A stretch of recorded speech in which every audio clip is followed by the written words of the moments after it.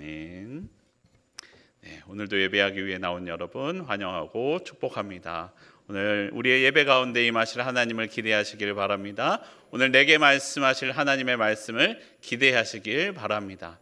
하나님이 우리에게 말씀하사 오늘 내 삶에 역사하실 것입니다. 사무엘상 11장 오늘 본문 앞선 본문에서는 암몬 나하스와의 전쟁을 통하여 사울이 진정한 이스라엘의 왕으로서 사람들의 인정을 받았습니다. 그래서 이제 사무엘상 8장부터 하나님의 말씀을 따라 이스라엘 백성들의 요청을 들어주어서 왕을 세우러 떠났던 사무엘의 여정이 이제 끝나게 되었습니다. 오늘의 본문은 그 여정의 마지막 마무리 설교입니다. 사실 이제까지 이스라엘의 마지막 사사로서 그리고 제사장으로서의 역할을 이스라엘을 지키며 살아왔던 사무엘이었습니다. 그런데 그것을 혼자 다 하다가 이제 군사적이고 정치적인 지도자의 역할로서는 새로운 기름 부음 받은 자 사울에게 넘겨주며 이 사역을 마무리하는 마지막으로 하는 고별 설교였습니다. 여러분, 누군가에게 마지막으로 말할 수 있는 기회를 얻는다면 정말로 꼭 해주어야만 하는 말을 하지 않겠습니까? 그럼 사무엘이 마지막으로 이스라엘에게 그리고 새롭게 왕이 되는 사울에게 당부하는 말씀은 무엇이었을까요? 오늘 본문 사무엘상 12장 6절 말씀 우리 함께 한 목소리로 읽겠습니다. 사무엘이 백성에게 이르되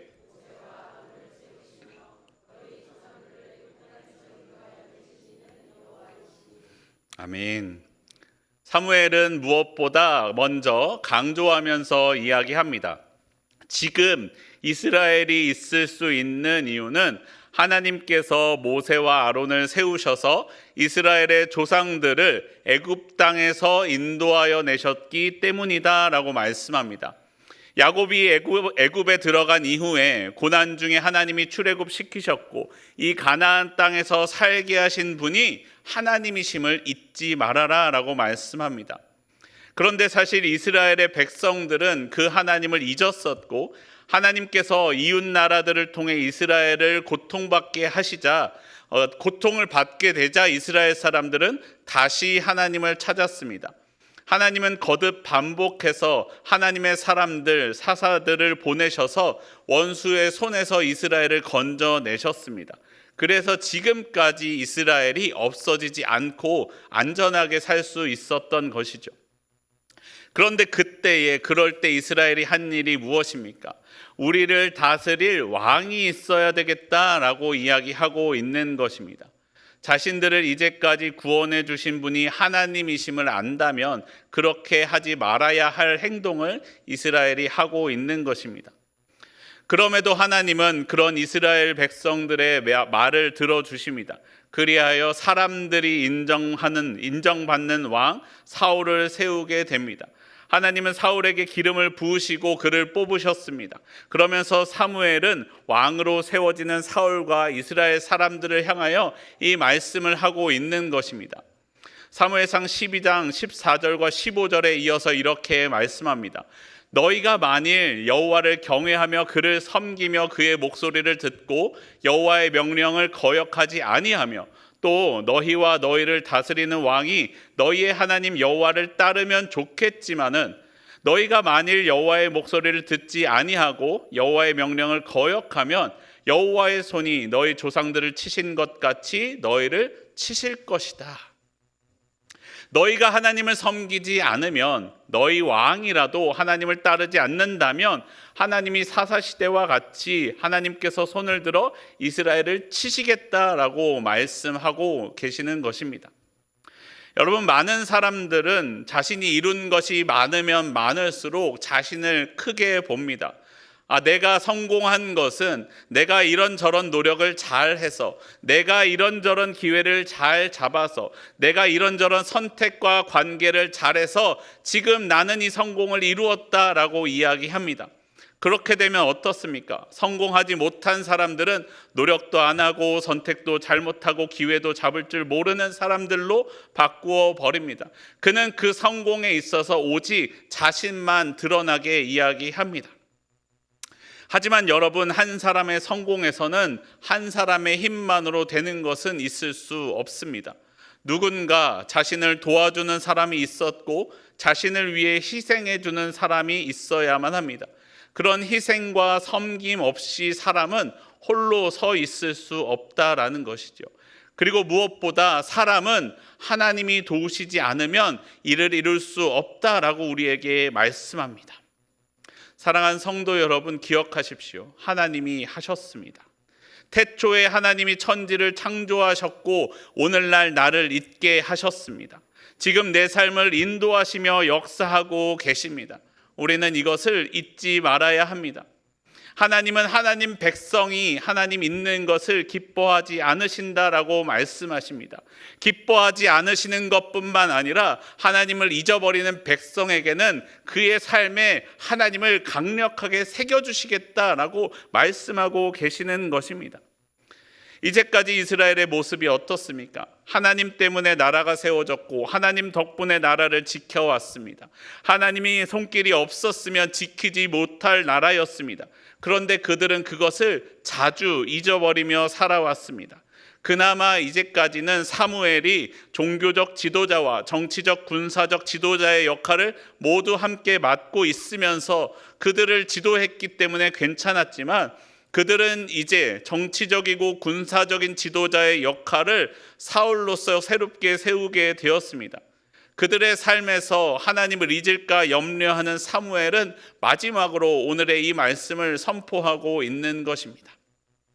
사랑하는 성도 여러분, 오늘날의 나도 이렇게 고백하기를 바랍니다.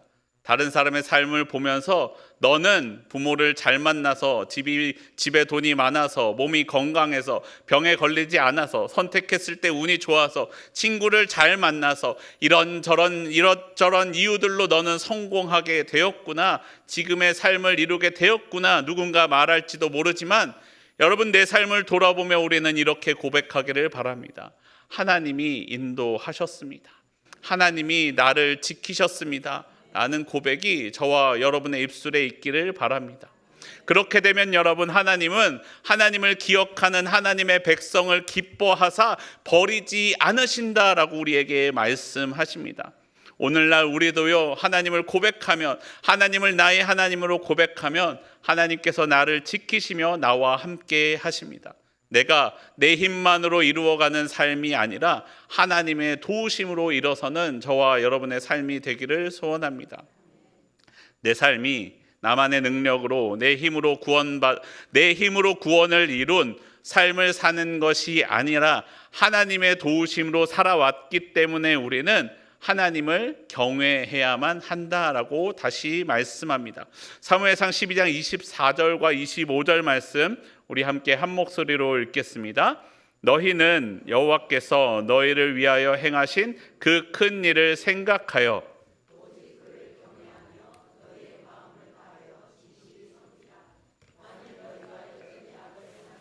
너희와 너희 왕이 다 멸망하리라. 아멘. 사무엘은 오늘 고별 설교를 시작하면서 자신의 삶을 되돌아보며 이야기합니다. 나 사무엘은 하나님 앞에 부끄러울 것이 없이 살았다. 지위를 이용해 다른 사람의 것을 빼앗은 적도 없고 압제한 적도 없고 뇌물을 받은 적도 없이 오직 하나님의 일에 바르고 선하게 살았다라고 말씀합니다. 기름 부음 받은 사울이 증인이고 하나님이 증인이 되신다라고 말씀합니다. 이것은 사무엘이 교만하여서 나는 이렇게 잘 살았다라고 자랑하는 것이 아니라 그가 그렇게 살았던 이유는 하나님을 경외하였기 때문이다라고 고백하고 있는 것입니다. 그리고 이스라엘에게도 이것을 요청합니다. 너희가 이제까지는 하나님 앞에 부끄럽게 하나님을 경외하지 아니하고 때마다 하나님을 잊고 이방의 신들 다른 것들을 찾으면서 살아왔다. 하지만 이제는 다시 오직 하나님만 생각하고 마음을 다하고 뜻을 다하여 진실히 하나님만 섬기라라고 말씀하고 있는 것입니다. 만일 너희가 그렇게 하지 아니하면, 하나님의 목소리를 듣지 않고 하나님의 명령을 거역하면, 왕이라도 기름 부음 받은 사람일지라도 예외 없이 너희 조상들을 치셨던 것처럼 너희를 치실 것이다 라고 말씀하고 계시는 것입니다. 하나님만 경외하고 하나님만 믿는다라는 것은, 다시 말하면 하나님만 두려워하며 사는 삶을 살아야 된다라는 것입니다. 경외한다라는 것은 우리가 잘 알고 있듯이 공경함과 두려움이 함께 있는 마음입니다. 오직 하나님만 나의 하나님으로 공경하고 오직 하나님만을 두려워하는 삶으로 살아야 한다라는 것입니다. 모든 것 위에 하나님이 계심을 믿음으로 선포하는 것입니다. 현재 이스라엘 백성이 두려워하고 있었던 것은 무엇입니까? 여전히 가나안 땅 안과 밖에는 강대한 이방 나라들이 많이 있었습니다. 그들이 언제 자신들을 공격할지 두렵기만 하였습니다. 그리고 여러분, 또 자연은 얼마나 두렵습니까? 여러분, 비가 많이 오는 게 좋습니까? 적게 오는 것이 좋습니까? 많이 오면 많이 와서 걱정, 적게 오면 적게 와서 걱정이 아닙니까? 오늘 본문을 보셔도요, 밀 추수할 때가 되었습니다. 추수할 때는 비가 많이 와야 돼요? 적게 와야 돼요? 적게 와야 곡식이 여물어 가지 않습니까? 그런데 그때 비가 많이 오면 농사를 짓던 사람들은 한탄합니다. 1년 농사 잘 지었는데 마무리를 망쳤다. 그런데 또 비가 모내기를 해야 될 때 비가 적게 오면 어떡합니까? 아니, 모내기를 해야 되는데 비는 언제 오려나 하늘만 쳐다보고 있을 수밖에 없지 않습니까? 그래서 농사를 짓는 사람들은 자연이 너무나 두렵습니다. 때때로 때에 맞추어 자연이 움직여주지 않을까 걱정되고 두려워지기 마련입니다. 여러분, 세상은요, 우리를 끊임없이 두렵게 합니다. 사단이 내게 원하는 것은 사단을 두려워하고 세상을 두려워하기를 원합니다. 하늘에 계신 하나님보다 지금 내 눈앞에 있는 세상을 더 두려워하도록 만드는 것이 사단의 계략입니다. 아담의 때 이후로 계속해서 사단은 사람들로 하여금 하나님이 아닌 것들을 두렵게 하기를 원하였습니다. 그리고 하나님을 두려워하지 않게 만들려고 합니다. 하나님을 의심하게 하고 하나님의 약속을 의심하게 함으로써 하나님을 두려워하지 아니하고 세상을 두려워하게 만듭니다. 특별히 오늘 세워지고 있는 왕 사울에게는 더욱 그렇습니다. 우리가 로마서 본문 13장을 보면 이렇게 말씀합니다. 로마서 13장 1절 말씀입니다. 각 사람은 위에 있는 권세들에게 복종하라. 권세는 하나님으로부터 나지 않음이 없나니 모든 권세는 다 하나님께서 정하신 바라. 이 말씀은 권세자들이 말하기를 권세자는 하나님께서 세우신 것이니 자신들에게 복종하라 라는 말씀으로 사용하기를 좋아하는 말씀입니다. 여러분, 물론 이 말씀이 완전히 틀린 것은 아닙니다. 하지만 우리의 시선은 거기에서 그쳐서는 안 됩니다. 로마서에서는 이어서 이렇게 말씀합니다. 13장 3절에 이렇게 말씀합니다. 다스리는 자들은 선한 일에 대하여 두려움이 되지 않고 악한 일에 대하여 되나니 내가 권세를 두려워하지 아니하려느냐? 선을 행하라. 그리하면 그에게 칭찬을 받으리라 라고 말씀합니다. 하나님이 다스리는 자들을 세우신 것은, 너희 위에 세우신 것은 선한 일을 행하게 하기 위함이니 그가 세워진 뜻대로 악한 일 한 자에게는 악으로 갚고 선한 일 한 자에게는 선으로 갚으신다라는 것입니다. 그렇기 때문에 내가 선을 행하면 권세자들을 두려워할 필요가 없고 악을 행하면 그들을 두려워하게 될 것이다 라고 말씀하는 것입니다. 다시 말하면 이 말씀은 단순히 세워진 권세자들에게 복종하라라는 말씀이 아니라 그 권세자들을 하나님께서 세우셨음을 기억하라라는 말씀입니다. 그렇기 때문에 아무리 권세자들이라고 할지라도 그 위에 누가 계십니까? 하나님이 계심을 기억하라, 잊지 말아라 라고 말씀하고 있는 것입니다. 너희 위에 왕을 세웠다. 하나님이 너희 위에 왕을 세우셨으나 그 왕이 가장 높은 것이 아니라는 거예요. 그 위에 누가 계십니까? 하나님이 계시다라는 것입니다. 사울은 왕으로 세워졌지만 사울 왕이 모든 것 위에 군림하는 존재가 아닙니다. 그도 하나님이 세우신 존재다라는 것입니다. 사울이라도 하나님을 기억하며 하나님을 경외하지 않으면 하나님의 심판을 받게 된다라고 말씀합니다. 하나님을 경외하는 모든 사람에게 사무엘이 선포합니다. 하나님은 우리를 기뻐하시고 하나님 자신 때문에 하나님의 백성된 우리를 버리지 않으신다라고 말씀합니다. 하나님을 누가 보증해 주겠습니까? 하나님보다 더 큰 보증이 될 존재가 없기 때문에 하나님 자신이 스스로 보증이 되어서 우리를 향하신 그 사랑을 선포하고 계신다라는 것입니다. 사랑하는 성도 여러분, 여러분을 두렵게 하는 것은 무엇이 있으십니까? 여러분의 마음에 그 위에서 그 뒤에서 나의 마음을 흔들고 무섭게 하는 것들은 어떤 것이 있으십니까? 때때로는 그것 때문에 내 신앙조차도 흔들 수 있는 그 어떤 것이 여러분에게도 있지는 않으십니까? 여러분, 몇 번 말씀드린 적이 있지만 저는요, 가난이 두렵습니다. 사실 제 삶을 돌아보면 가난해 본 적이 없어요. 그렇다고 내가 되게 부유하게 잘 살았던 것은 아니지만 그래도 가난하게 살았던, 정말 찢어지게 가난하게 살았던 적이 없습니다. 그러니까 여러분, 제 삶이 그런 상황이 찾아왔을 때 내 안에 어떤 모습이 내게 나타나게 될까, 그것이 두렵습니다. 그러다 보니 때때로 그런 문제에 있어서는 신앙보다 두려움이 앞서갈 때가 있다는 거예요. 여러분, 제가 친구 전도사님이 새로이 개척을 한다고 이야기했을 때, 여러분, 친구 전도사가 개척을 한다면 무엇을 묻게 되어 있습니까? 하나님께서 당신에게 어떤 비전을 주셨는지, 그 교회를 통하여 어떤 것을 꿈꾸고 있는지를 물어봐야 되지 않습니까? 그런데 무엇부터 묻습니까? 월세는 얼마냐? 월세를 낼 수 있는 후원자는 있느냐? 성도들은 있느냐? 그것부터 묻고 있는 제 모습을 보게 됩니다. 여러분, 그럴 때 우리는 어떻게 해야 됩니까? 내 안에 그 두려움이 있음을 인정해야 됩니다.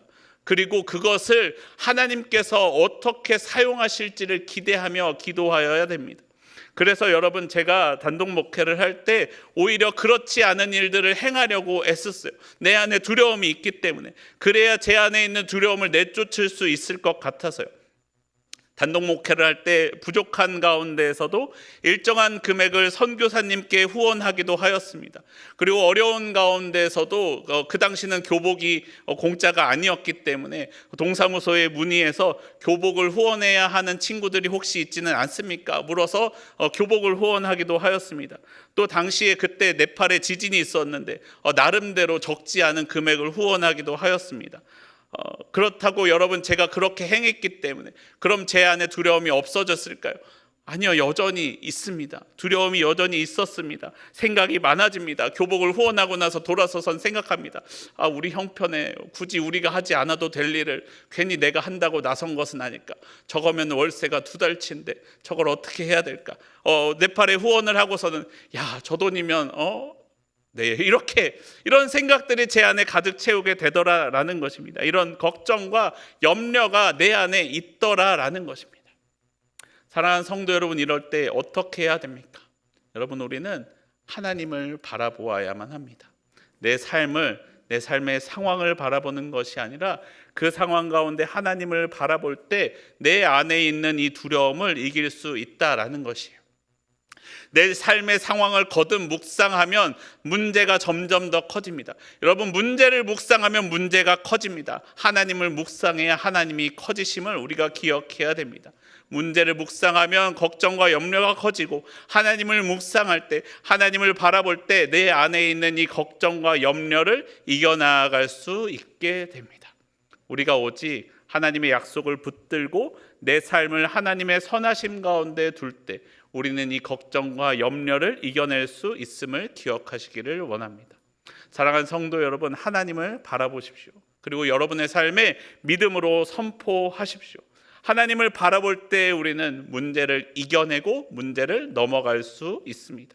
내 삶의 문제 가운데 하나님을 바라보며 믿음으로 승리하는 저와 여러분의 삶이 되기를 소원합니다.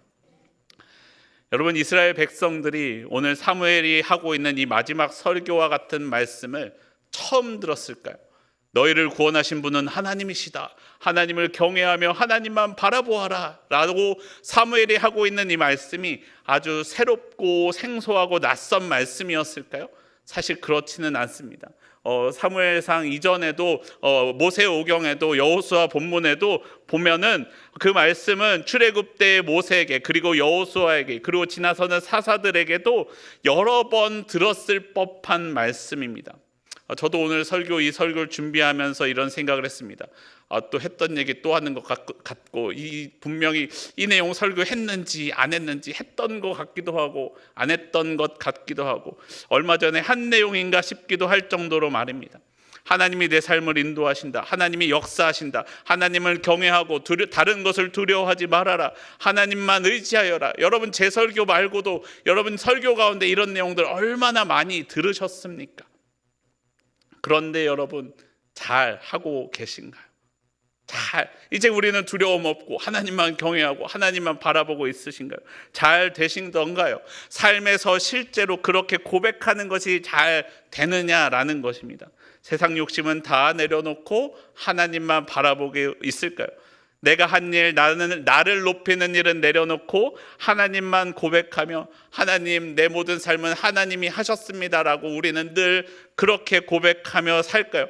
물론 여러분 내가 영적으로 잘 깨어져 있을 때는 그렇게 하며 살아갑니다. 그런데 때때로 우리는 흔들리고 넘어질 때가 있지 않습니까? 우리의 마음이 무너질 때가 있지 않습니까? 내 마음을 두려워하는 것이 조금 다가오는 것이 아니라 아주 크게 나를 덮쳐올 때도 있지 않습니까?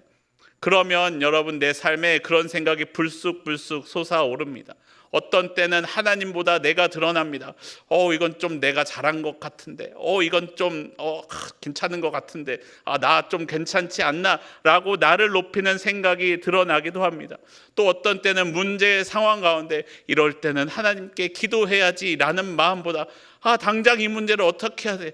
문제가 있는데 기도가 나옵니까? 라고 이야기하는 때가 우리 가운데 있지 않느냐라는 것입니다. 여러분 그것이 우리의 연약한 마음이고 우리의 한계다라는 것입니다. 하지만 여러분 다행히도요, 하나님도 나의 이 연약한 한계를 잘 알고 계십니다.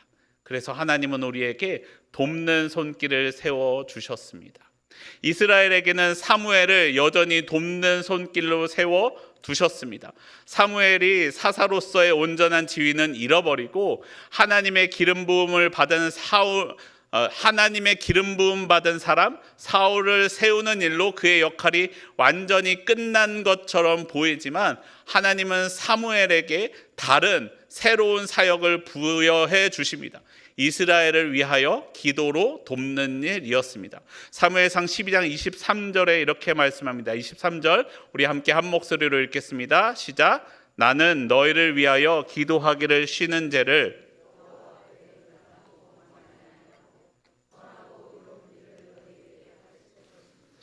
아멘. 사무엘은 이스라엘을 위하여 기도하는 사역을 계속하게 됩니다. 사무엘은 현장에서 물러난 것 같아 보이지만 기도로서 그들과 계속해서 함께합니다. 여러분 오늘날 우리에게는 사무엘은 없지만 우리를 위하여 하나님께 기도하시고 바른 길을 가르쳐주는 분이 계십니다. 바로 우리 주 예수 그리스도입니다. 우리는 계속해서 예수님의 이름으로 기도하고 예수님의 마음으로 살아갑니다. 내 뜻과 내 생각과 내 마음을 따르지 아니하고 예수님을 따라 살아갈 때 우리는 온전한 하나님의 백성으로 살 수 있습니다. 사랑하는 성도 여러분, 내 삶에 예수 그리스도를 초청하십시오. 예수님을 마음의 손님으로 초청하지 말고 내 마음의 주인으로 모시십시오. 내 마음은 여전히 연약하지만 나는 내 욕심을 쫓아가는 연약한 사람이지만 나는 내 마음이 아닌 예수님의 마음으로 살아갑니다. 내가 예수님의 마음으로 살아갈 때 나는 온전한 하나님의 백성으로서 살 수 있다라고 우리에게 말씀합니다. 그리고 여러분 거기에서 그치지 말고 오늘날 우리가 세상에 대하여 사무엘과 같이 세상을 위하여 기도하는 저와 여러분이 되기를 소원합니다. 세상은 여전히 자신들의 욕심을 따라 세상을 두려워하며 살아가는 사람들이 더 많지만 내가 세상을 향하여 선하고 의로운 길을 행하며 가르치는 주의 자녀가 되기를 소원합니다. 그를 위하여 기도하기를 멈추는 죄를 범하지 않기를 바랍니다. 우리는 기도하고 하나님께서 역사하십니다. 하나님, 제가 저 세상을 어떻게 바꿉니까? 여러분, 내가 바꾸지 않아도 돼요. 나는 기도하고 하나님이 바꾸십니다. 우리가 기도할 때 하나님이 역사하십니다. 예수님이 우리의 기도 가운데 도우실 것입니다. 오늘 내 삶에 지금도 살아서 역사하시는 하나님과 함께 살아가는 저와 여러분의 삶이 되기를 소원합니다. 우리 함께 찬양하고 기도하겠습니다.